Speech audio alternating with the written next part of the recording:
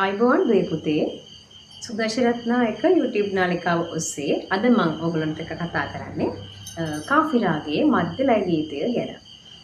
අපි මේ කාෆි රාගයේ සර්ගම් ගීතය ගායනා කළා, තාක්ෂණ ගීතය ගායනා කළා. මධ්‍ය ලය ගීතය අපිට අපෝස සාමාන්‍ය පෙළ විෂය නිර්දේශයට නියමිතව තියෙනවා. එතකොට ප්‍රායෝගික පරීක්ෂණයේදී අපිට මධ්‍ය ලය ගීතයක් ගායනා කරන්න වෙනවා තානාලංකාරත් එක්ක. ඒ නිසා මම අද ඔයගලන්ට ආරෝහණ අවරෝහණ ගායලා ඊට පස්සේ මධ්‍ය ලය ගීතයේ ස්ථායි සහ අන්තරා කියන කොටස් දෙක ගායනා කරලා තානාලංකාර කීපයක් ගායනා කරනවා. ඉතින් දුල පුතාලට මෙම කාෆි රාගය හොඳට පුහුණු වෙලා ප්‍රායෝගික පරීක්ෂණයට මුහුණ දෙන්න පුළුවන් වෙයි කියලා මම හිතනවා. ඒ වගේම රාගය හොඳට ගයන්න ඔයගලන්ට පුළුවන් වෙයි කියලා මම හිතනවා. එහෙනම් අපි ආරෝහණ අවරෝහණ ගායලා මධ්‍ය ලය ගීතය ගායනා කරමු.